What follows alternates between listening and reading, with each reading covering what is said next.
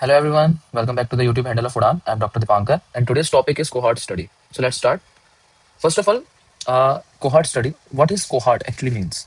Cohort का मतलब होता है a group of people sharing common characteristics. For example, individuals exposed to smoking form a cohort of smokers and individuals not exposed to smoking or those who don't smoke forms cohort of non-smokers. Okay. Now, in the cohort study, basically we have two distinct groups. Okay, and they are made strictly on the basis of their exposure status. For example, one group will be people who smoke cigarette, and the other group will be people who don't smoke cigarette. But the most important thing is कि जो भी हम अभी cohort study में जानना चाहते हैं जो आउटकम है वो अभी दोनों ग्रुप में नहीं होना चाहिए। फॉर एग्जांपल अगर हम एसोसिएशन निकालना चाहते हैं स्मोकिंग एंड लंग कैंसर का, तो जो दोनों ग्रुप होंगे कोहॉर्ट के, एक्सपोजर वाले जो स्मोक करते हैं, नॉन एक्सपोजर वाले जो स्मोक नहीं करते, उन दोनों में अभी लंग कैंसर नहीं होना चाहिए। ठीक है। सो cohort studies are highly preferred because they allow researchers to calculate disease incidence and directly determine the associated risk factors. Okay, so cohort studies are mostly preferred. Now, what are the 5 crucial steps of cohort study? सबसे पहले selection of study population, आपको study participants को select करना है।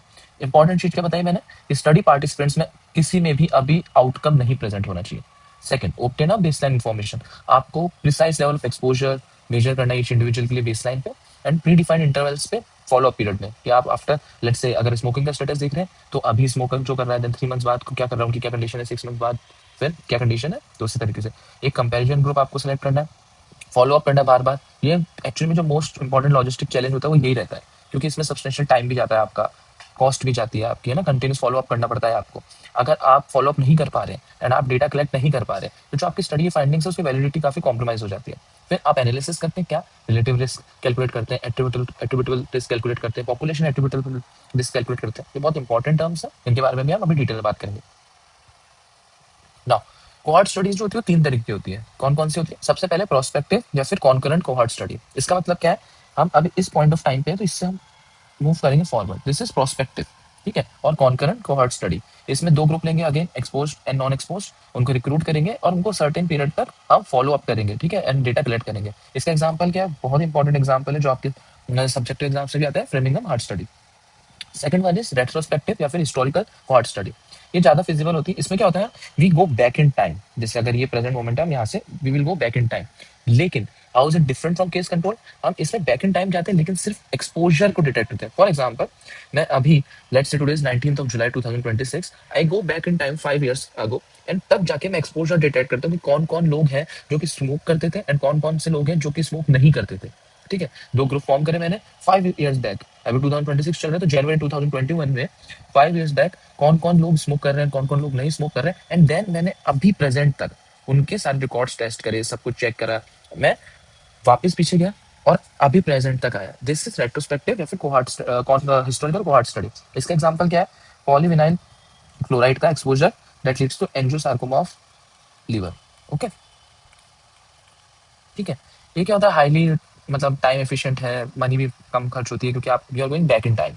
ठीक है, और सिर्फ एक्सपोजर के रिकॉर्ड्स लेते हैं हम। ठीक है, कहाँ से, स्कूल्स हो गए, कॉलेजेस हो गए, हॉस्पिटल्स हो गए, इंडस्ट्रीज हो गए, एंड प्रेजेंट टाइम तक आते हैं। अब देखते हैं फिर किस किस में आउटकम डेवलप हुआ या नहीं हुआ। ठीक है, मतलब जो 5 साल पहले किन्होंने स्मोक करना स्टार्ट किया था उनको नहीं करते थे, एट प्रेजेंट मोमेंट उनके हमने सारे रिकॉर्ड्स चेक करे, वापस गो बैक में हम वापस टाइम में गए, उनके सारे रिकॉर्ड्स चेक करते करते करते करते आए और आज तक कितनों में आउटकम डेवलप हुआ, लंग कैंसर हुआ और कितनों में नहीं हुआ, वो हमने देखा। दिस इज रेट्रोस्पेक्टिव या फिर हिस्टोरिकल कोहॉर्ट स्टडी।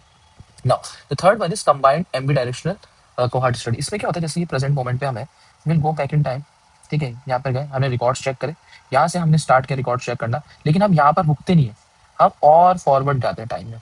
इसका मतलब क्या है, मैंने 5 साल पहले गया, मैं सारे रिकॉर्ड्स निकाले और जो जो लोग थे जो स्मोक करते थे और जो जो नहीं थे उनका डेटा कलेक्ट किया, उनको फॉलो अप किया टिल प्रेजेंट, और अब भी मैं I will continue following them for more 5 years। ठीक है, सो दिस इज एम्बिवेलेंट एम्बिडायरेक्शनल और कंबाइंड कोहॉर्ट स्टडी। इसका एग्जांपल है court and brown doll study on the effects of radiation therapy. ठीक है, तो ये 3 तरह की हमने कोहॉर्ट स्टडी देखी। सबसे पहले प्रोस्पेक्टिव या फिर कॉन्करेंट, जो कि बेसिक कोहॉर्ट स्टडी है, आप अभी प्रेजेंट मोमेंट से फॉलो अप करते हो for few years of whatever period of time duration you have decided. Second one is retrospective या फिर हिस्टोरिकल कोहॉर्ट स्टडी। इसमें we go back in time and till we again collect all the records, analyse the data and everything till the present moment. Okay, और देखते हैं किसमें exposure है या किसमें नहीं है, सॉरी जिसमें आउटकम आया या नहीं आया। थर्ड वन इज कंबाइंड और एम्बीडायरेक्शनल कोहॉर्ट, जिसमें हम we go back in time and then हम प्रेजेंट मोमेंट तक आते हैं, और अभी इसके बाद भी हम कुछ टाइम तक फॉलो अप करते हैं. दिस इज कंबाइंड और एम्बिडायरेक्शनल कोहॉर्ट स्टडी. नाउ एक एग्जांपल मैंने लिया, ठीक है. कंटिजेंसी टेबल बनाइए 2/2 की. क्या है कि स्मोकर्स हैं टोटल 100, जिसमें से 80 ने लंग कैंसर डेवलप किया, 20 ने नहीं किया. ठीक है. सो 80 ने लंग कैंसर डेवलप किया और 20 ने नहीं किया, स्मोकर्स ने. ठीक है. नॉन स्मोकर्स हैं जिसमें से 20 ने डेवलप किया लंग कैंसर एंड 80 ने नहीं किया. ठीक है. तो अब हम निकालेंगे सबसे पहले रिलेटिव रिस्क. रिलेटिव रिस्क का क्या फॉर्मूला है? Relative risk is incidence among exposed divided by incidence among non exposed. तो अगर हम इस एग्जांपल की बात करें, so what is the incidence among exposed? ये exposed है, इंसिडेंस 80, तो 80 upon 100 divided by what is the incidence among non exposed? 20 divided by 100. तो क्या आ गया? 4. So relative risk is 4. इसका मतलब क्या है? जो इंसिडेंस है लंग कैंसर की among smokers is 4 times higher as compared to that of non smokers. तो इससे रिलेटिव रिस्क का हमें ये एसोसिएशन पता चल रहा है कि जो इंसिडेंस है लंग कैंसर का, इस example we are talking about this example only right now, incidence है लंग कैंसर का जो स्मोकर्स में that is 4 times as compared to incidence in non smokers. ठीक है. तो अब इसको थोड़ा सा इंटरप्रेट कैसे करते हुए, जैसे मान लीजिए रिलेटिव रिस्क मोर देन 1 है, इसका मतलब पॉजिटिव एसोसिएशन है. ठीक है. तो अगर लेट से रिलेटिव रिस्क आया 4, इसका मतलब ये है कि 300% मोर एक्सपोजर है, मतलब मोर स्मोकिंग का रिलेशन है विद लंग कैंसर. ठीक है. अगर लेट्स से 5 आए रिलेटिव रिस्क, मतलब 5 - 1 4, तो 400% मोर स्मोकर्स में लंग कैंसर देखने को मिलता है. ठीक है. अगर रिलेटिव रिस्क लेस देन 1 है, इसका मतलब नेगेटिव एसोसिएशन है. अगर ऐसा होता है तो इससे पता चलता है कि वो प्रोटेक्टिव है. लेट्स से अगर यहाँ पर रिलेटिव रिस्क आ जाता लेस देन 1, लेट्स से 0.7, इसका मतलब ये है कि सिर्फ 30% लोग जो भी नॉन स्मोकर्स हैं उनमें, जो कि स्मोकर्स हैं उनमें ही आपको वो देखने को मिल रहा है. जैसे कि मैंने इसका इंटरप्रिटेशन लिखा है, आपको अच्छे समझ में आ जाए. रिलेटिव रिस्क इक्वल टू 1, मतलब कोई एसोसिएशन नहीं है, no association. Relative risk equal to 2, मतलब 100% more disease was observed among the exposed population. Relative risk 3, 200% more disease was observed among the exposed population. Relative risk 4, 300% more disease was observed in the exposed population. Relative risk less than 1, that is 0.7, इसका मतलब 30% less disease was observed among the exposed population. जो smoking कर रहे हैं उनमें 30% कम lung cancer देखने को मिल रहा था. रिलेटिव रिस्क लेस देन 1 आ रहा है. तो रिलेटिव रिस्क 0.5, इसका मतलब 50% less disease, less lung cancer was observed in smokers. Relative risk 0.25, इसका मतलब 75% less lung cancer was observed in smokers. Now let's talk about the attributable risk. Attributable risk. Attributable risk का full formula क्या है? Incidence among exposed minus incidence among non-exposed divided by incidence among exposed. ठीक है. सो अब ये कैसे निकलेगा? जैसे अगर हम इसी एग्जांपल की बात करते हैं, तो कैसे निकलेगा? Incidence among exposed 80/100, incidence among non exposed 20/100 divided by incidence upon exposed. तो ये कितना है? 6/8 into 100, 75%. ओके. सो एट्रीब्यूटेबल रिस्क कितना है? 75%. इसका मतलब क्या है? 75% लंग कैंसर के जो पेशेंट्स हैं उनको आप डायरेक्टली एट्रीब्यूट कर सकते हो स्मोकिंग को. ठीक है. तो this is the benefit of attributable risk. क्या? आप incidence in expose minus incidence in non expose divided by incidence in expose. जब आप कैलकुलेट किया तो 75% है. इसका मतलब क्या है कि 75% लंग कैंसर के पेशेंट्स हैं उनको आप डायरेक्टली एट्रीब्यूट कर सकते हो स्मोकर्स होंगे वो. ठीक है. नाउ ये एट्रीब्यूटेबल रिस्क जो है ना, एट्रीब्यूटेबल रिस्क, उससे एक हमें इंपॉर्टेंट टर्म पता चलती है जो कैलकुलेट करते हैं, that is number needed to treat. इसका मतलब क्या है कि specific number of patients with a condition who must follow a specific treatment regimen over a specific time to achieve the desired outcome for exactly one person. मतलब मेरे को अगर कुछ पेशेंट्स हैं, ठीक है, उनको कॉमन कंडीशन, लेट्स उनको लंग कैंसर है, तो मैं कितने एक साल तक मैं कितने पेशेंट्स को ट्रीट करूं कि एक जना ठीक हो जाए. ठीक है. So it is calculated using the reciprocal of absolute improvement. ये आपको है ना अभी इस एग्जांपल समझ में आ जाएगा. लेट्स से कोई बीमारी है, लेट्स से डायरिया है, या बीमारी, सॉरी, लेट्स से कोलेरा है. तो उसमें हमने मेडिकेशन दिया एंड 35% ऑफ पेशेंट्स जो है वो ठीक हो गए. उसमें से भी जो 20% है वो तो स्पॉन्टेनियसली रिकवर कर गए, लेकिन जो एब्सोल्यूट इंप्रूवमेंट है वो सिर्फ 15% है. तो रेसिप्रोकल क्या होगा एब्सोल्यूट इंप्रूवमेंट का? 1/0.15, जो कितना है 7. तो इसका मतलब ये है कि ऑन एन एवरेज आपको 7 लोगों को ठीक करना पड़ेगा ताकि एक जना ठीक हो जाए उस स्पेसिफिक टाइम ड्यूरेशन. वापस से देते हैं, कहते हैं नंबर्स नीडेड टू ट्रीट क्या है? ये रेसिप्रोकल होता है एब्सोल्यूट इंप्रूवमेंट का. लेट्स से कोई डिजीज है, एग्जांपल कोलेरा, उसमें आपने 35%, 100 में से 35 कैंडिडेट्स को आपने ट्रीटमेंट दिया. उन 35 कैंडिडेट्स में से 20 तो स्पॉन्टेनियसली रिकवर कर गए, लेकिन जो एब्सोल्यूट इंप्रूवमेंट आया उस ट्रीटमेंट की वजह से वो आया 15 लोगों में. ठीक है, तो 35 माइनस 20 इक्वल्स टू 15। 15 लोगों में एब्सोल्यूट इंप्रूवमेंट आया, तो इसका रेसिप्रोकल किया हमने 15% का, कितना है 1/0.15 आया 7, अप्रोक्सीमेटली 7। इसका मतलब ये है कि हमें 7 लोगों को ट्रीट करना पड़ेगा ताकि एक जना ठीक हो सके in with in that specific time. ठीक है, ये और आप जब थोड़े से क्वेश्चन करेंगे, न्यूमेरिकल्स करेंगे, तो आपको धीरे धीरे ये क्लैरिफाई होता रहेगा concept.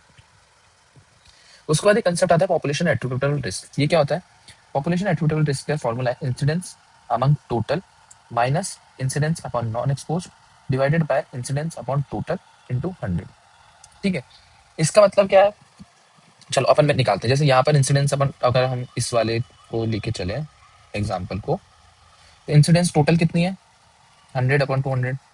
Incidence upon non expose कितनी है? 20/100। ठीक है, अपॉन इंसिडेंस अपॉन टोटल कितनी है? इंसिडेंस 100/200। ठीक है, तो क्या है आंसर? 60%। ओके, तो आंसर क्या है? 60%। मतलब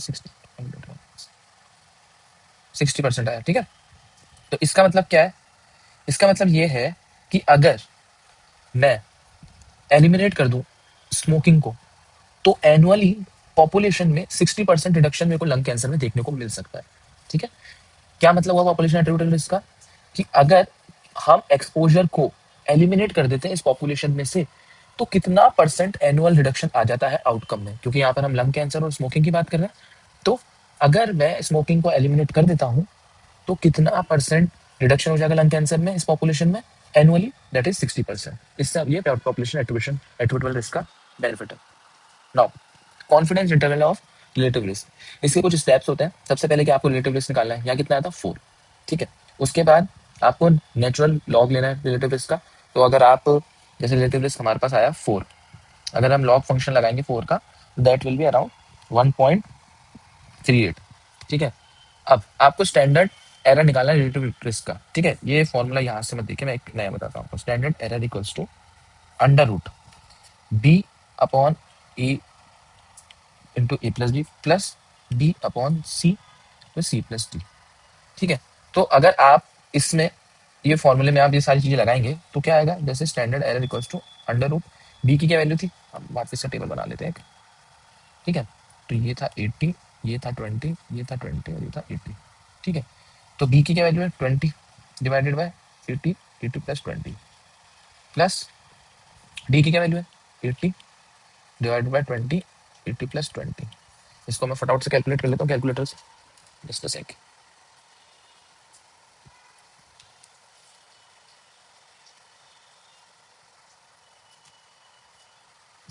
स्टैंडर्ड एरर जो है दैट इज 0.21। अब 95% कॉन्फिडेंस इंटरवल का फॉर्मूला क्या है? L N log function of relative risk plus 1.96 standard error of relative risk. ठीक है, तो कितना हो गया? 1.38 plus minus 1.96 into standard error of relative risk क्या है? 0.21। तो ये वैल्यूज कितनी आएगी? जस्ट अ सेक, ये वैल्यूज आएगी 1.79 प्लस माइनस 0.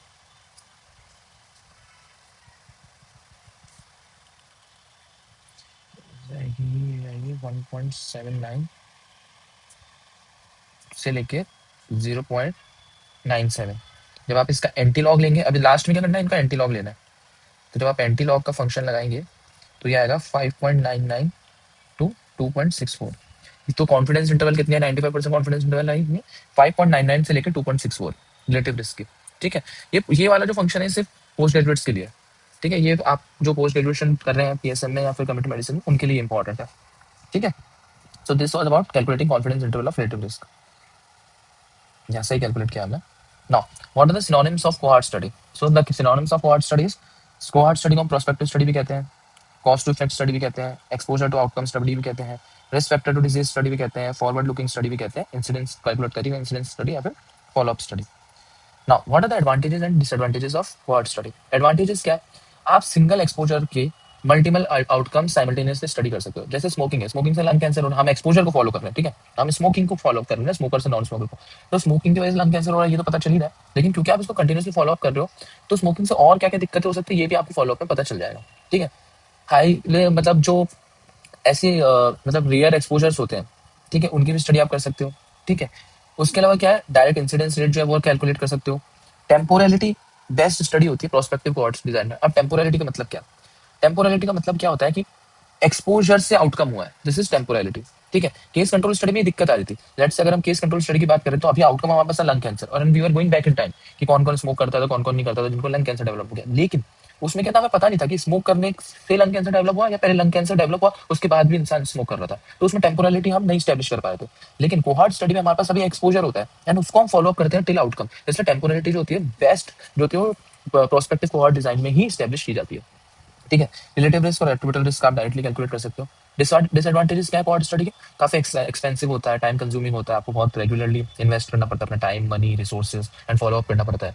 ठीक है, एट्रिशन बायस की दिक्कत रहती है। एट्रिशन बायस का मतलब क्या है, loss to follower. Let's say अभी हमने ग्रुप लिया स्मोकर्स का जो कि 10 पीपल का था, लेट्स है ना, उसमें से 2 जने हैं जो कि सिटी छोड़ के चले गए। ठीक है, या फिर फॉलो अप के लिए नहीं आ रहे, तो वो एट्रिशन बायस होता है, उससे जो स्टडी उसकी वैलिडिटी कम हो जाती है। ठीक है, रेयर डिजीजेस को पढ़ना बहुत दिक्कत की बात है इसमें, है ना, कोहॉर्ट स्टडीज में रेयर डिजीजेस को स्टडी करना बहुत दिक्कत हो जाती है। ठीक है, और थोड़ी सी एथिकल प्रॉब्लम्स भी रहती है, जैसे आपको पता है कि यार स्मोक करने से लंग कैंसर हो सकता है, फिर भी आप उसको प्रमोट कर रहे हैं, क्योंकि आप रोक नहीं रहे, प्रमोट नहीं कर रहे, बट जो स्मोकर्स हैं आप उनको रोक भी तो नहीं रहे कि आप स्मोक करेंगे तो लंग कैंसर हो जाएगा, क्योंकि आप स्टडी करना चाहते हैं। ठीक है, तो थोड़ा सा एथिकल प्रॉब्लम्स रहती है कोहॉर्ट स्टडी में। अब एक और एग्जांपल लिया है ऑफिस वर्कर्स और कार्पल टनल सिंड्रोम का। A prospective cohort study assessing the association between daily computer use in office workers and carpal tunnel syndrome. Which of the unexposed comparison group is the best choice. इसमें ये पूछा था कि भाई आप जो control group लोगे जिनमें एक्सपोजर नहीं हो रहा वो कौन सा होगा। तो आंसर क्या होगा, best another group of office workers at the same company who do not use computer daily. ठीक है, सेम ही कंपनी में जो दूसरे लोग हैं जो कंप्यूटर यूज में नहीं ले रहे उनको हम देख रहे हैं क्योंकि वो एक्सपोज नहीं हो रहे। ठीक है, क्वेश्चन 2 क्या है, who should be excluded from the cohort. ऐसे पार्टिसिपेंट जिनको ऑलरेडी कार्पल टनल सिंड्रोम है उनको आप नहीं लोगे उस कोहॉर्ट स्टडी में। ठीक है, question 3 analysis to out of 300 exposed participants 25 developed the outcome, out of 300 unexposed 17 developed the outcome. So what is the risk among exposed, 25 upon 300 कर लो, कैलकुलेट कर लेना, यह risk among exposed, what is the risk among unexposed, 17 upon 300। ठीक है, what is the relative risk, relative risk क्या होगा, incidence of exposed divided by incidence of non exposed। तो relative risk कितना आएगा, 25/300 डिवाइडेड बाय 17/300। ठीक है, तो यहाँ पर मैंने लिख रखा है कि रिलेटिव रिस्क कितना है, 1.47। इसका मतलब ये है कि जो लोग रोज कैलकुलेटर कंप्यूटर यूज में ले रहे हैं ऑफिस वर्क में उनको 1.47 टाइम्स ज्यादा रिस्क है development of carpal tunnel syndrome as compared to वो लोग जो भी उसी सेम कंपनी में कंप्यूटर को यूज में रोज नहीं ले रहे हैं। ठीक है, फिर उसके बाद एक और एग्जाम्पल है, आप इसका स्क्रीनशॉट ले लीजिए और आप मेरे को इसके सारे सॉल्यूशंस एग्जाम्पल के कमेंट करके बताएंगे। ठीक है, आपका एसोसिएशन निकालना है सिगरेट और लंग कैंसर का टोटल पॉपुलेशन में, इंसिडेंस निकालिए पर 1000 कितनी रहेगी और रिलेटिव रिस्क निकालिए। ठीक है, स्क्रीनशॉट ले लीजिए, मेरे को आप आंसर करें कमेंट्स में। ठीक है, और फिर क्लिनिकल इंटरप्रिटेशन की मैं बात करूंगा नेक्स्ट वीडियो में। Okay, so that was all for cohort study.